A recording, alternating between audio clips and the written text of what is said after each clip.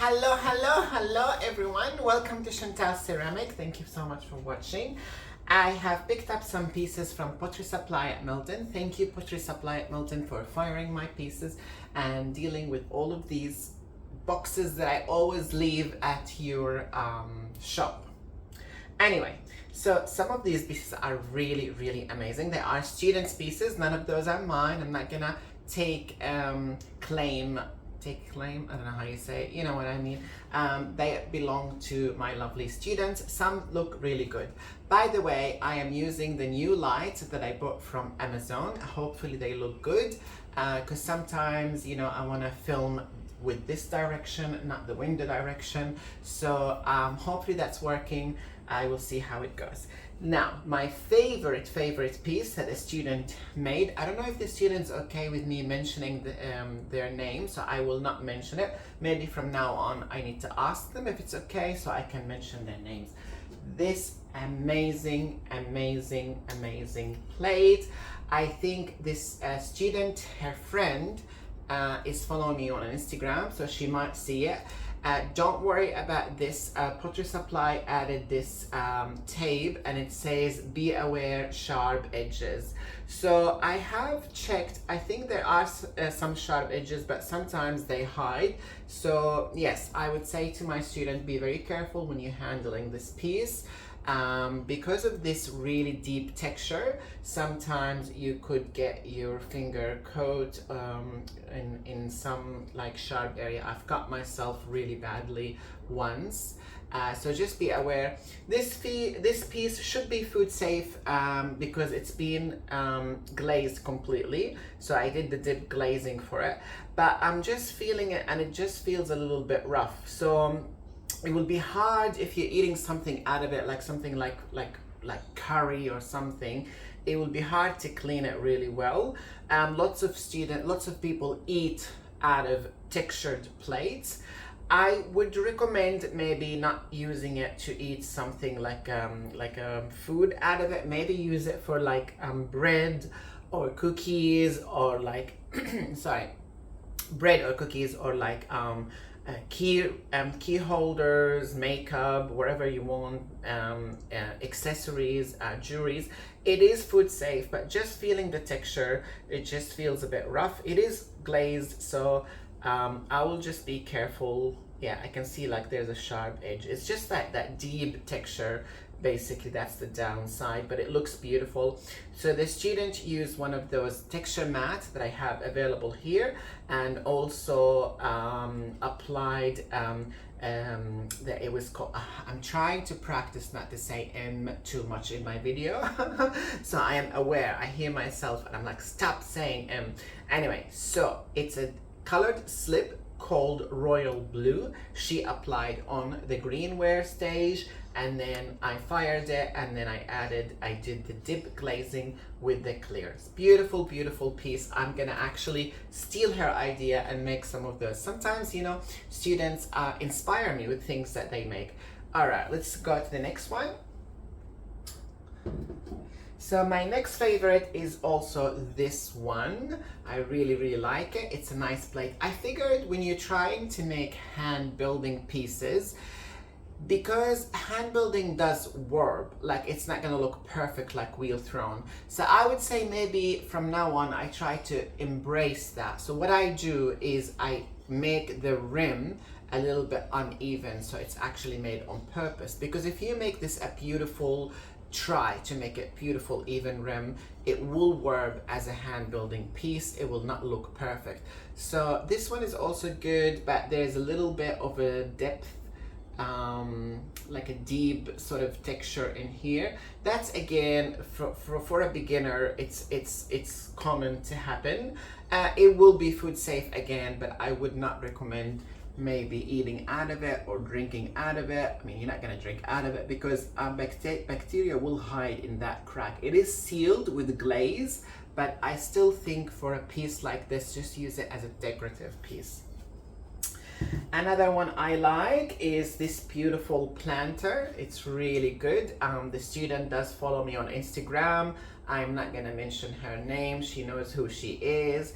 Beautiful piece. And This one is a planter workshop. With my planter workshop, because it's very affordable, usually it's only one firing, but if the student's interested in a second firing and have it glossy like this and add clear glaze, then they are welcome to add extra money to get that done for them. But usually a planter doesn't have to be food safe, so it can be just fired once, similar to the terracotta pots that we buy. But recently I've noticed my terracotta pots, because they're very porous, they get a bit moldy, and I'm worried about my health because, you know, I keep breathing that mold in.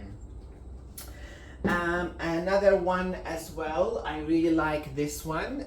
So with this one, it's a hand building. So it started as a pinch pot, but because students sometimes when they do pinch pot, the piece gets too wide and it gets out of hand. So I asked them and I suggested them, if they like, they can, like, once they actually open the pinch pot, they can put it in a mold like this and start pinching it against that wall, and this prevents it from getting too big or too wide and keeps it the way it is. So we use this one. We started with a pinch pot and we used this one as a mold. So that's also a really good piece. So she applied the fabric, it's a textured fabric, and then applied the color on the top. So with this color, we have used copper carbonate slip, diluted with slip. I'm trying to avoid using copper carbonate, especially with students. Now it's definitely food safe because it's being glazed, but it's like similar to oxide. It's not as bad as oxide, but it's better to wear gloves when you're dealing with copper carbonate or iron oxide or cobalt oxide. So I think I'm just gonna remove this product from the studio, just to be very careful. I heard things about it as well, but it's definitely fine, but just to be on the safe side.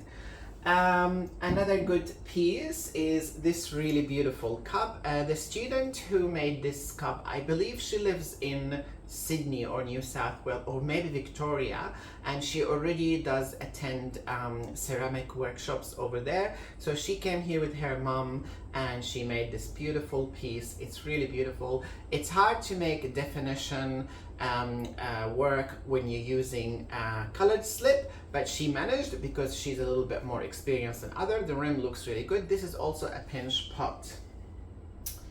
Another good piece that I like is this one here. So the student asked to pay extra because they wanted me to use one of those really expensive glazes called Rainforest from Ameco. So I applied first black underglaze, sponged it off, and then I applied the Ameco from Rainforest, and it looks really good. It's a leaf dish, so we used a real leaf to create this dish. And I have these like I bought from Spotlight. It's like a foam ball. I don't have them, they are outside. You apply the first you apply the leaf on the clay and you roll it on, you cut it against the leaf, and then you put it on like a football, which is made out of foam, and then leave it there for a while and then take it off. This is another one, and we also used copper carbonate here. I believe we have a little bit of speckle medium that I added to the colored slip. What else? These are good too. They belong to a workshop called Mug and Tray Workshop, so it's beautiful. This lady signed up, and really nice, very delicate, very elegant, I should say. And yeah, I will not mention the name as well, but that's, yeah, beautiful. I've got actually 4 people coming this Sunday for a mug and tray workshop. So for those who don't know where I am located at Stafford, and I'm thinking to start teaching online as well. This is really came by surprise. I don't know if you can see the texture. So this was an accident. So, you know, I promised my student when they finish their pieces, especially if they're thrown on the wheel, to sometimes when they don't have time to color them, to color it for them. I'm gonna have to start charging extra for that because it's time for me I spend in the studio. So I forgot to color it and it went too dry. And when your piece gets too dry, you can't add color slip to it. but I had a little bit of ingob, which ingob can be applied on greenware, leather hard, bone dry, and also bisque. So this was bone dry, and when I mixed the copper carbonate with the ingob and applied it, because the piece was bone dry, it created this beautiful, amazing texture, which I really like. I really don't mind. I hope the students will like it. So there's nothing wrong with it. It's just a beautiful texture.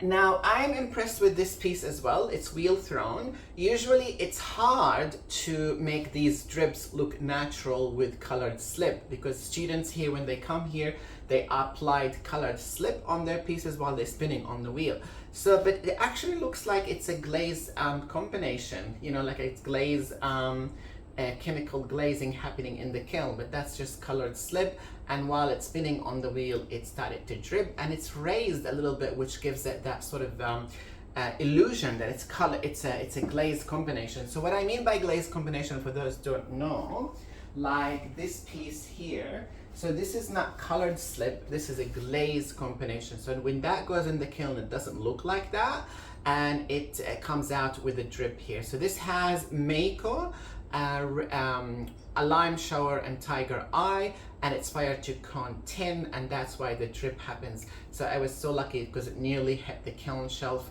and if that would have to happen, I would lose my piece and I will have to pay to replace the kiln shelf where I fire my pieces. So yeah, it's sort of like mimicking, where did it go? Mimicking this technique but using colored slip. Colored slip, if it does go down the bottom, it's fine because it's not glaze. It doesn't have that high silica content, so it's not gonna stick on the kiln shelf. Now I'm not gonna pretend that I know much about glaze chemistry, but basically underglaze, the majority of underglaze, the majority of colored slip, they don't stick on the shelf. Cobalt oxide does, so be careful not to add cobalt oxide on the bottom. If it's heavy, it might stick on the kiln shelf because it runs. Yeah, so anyway, so these are the pieces that I have. Lots of wheel thrown pieces, and the booby mug, you know, the popular booby mug. It's always nicer with the booby mug to keep the natural color. So like this color here, I prefer not to have any colored slip and just add clear glaze on top, which gives it that beautiful natural color. This one is good. Again, I created this, but I think there's a little bit too much brown in there. I created this color slip mixing pink, brown, and white, but I prefer that with booby mugs. It's just natural. Yeah, so these are the pieces that I'm happy with. This one is good. Pinch pot, supposed to be a planter. The student said she has done pottery long time ago, and then she stopped, and this was like a gift voucher was given to her, so she decided to attend, and I can see that she is someone that has a little bit of experience. Those birds that you see here are made by using stencils, so students are welcome to use stencils. I've got plenty of stencils here at my home studio. What else? So yeah, I would say, what's the verdict? So my favorite is this one here that I showed you earlier, but I do like this one. It's also thrown on the wheel, and see that those definition with those lines, that crisp sort of line that the students made on the wheel. Yeah, I'm not gonna mention her name, but it looks beautiful. And what else?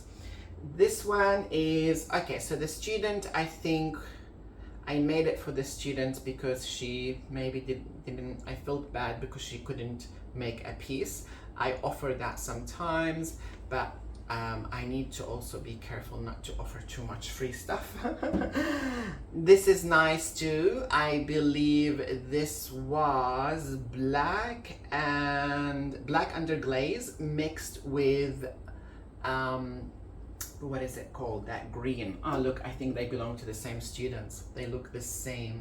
Yeah, that green is sea green. When it's on the wheel, it mixes really well and it looks really beautiful. However, when you do things on hand building unless you apply 2 coats of the color, it leaves these brush strokes because it's not really wet enough.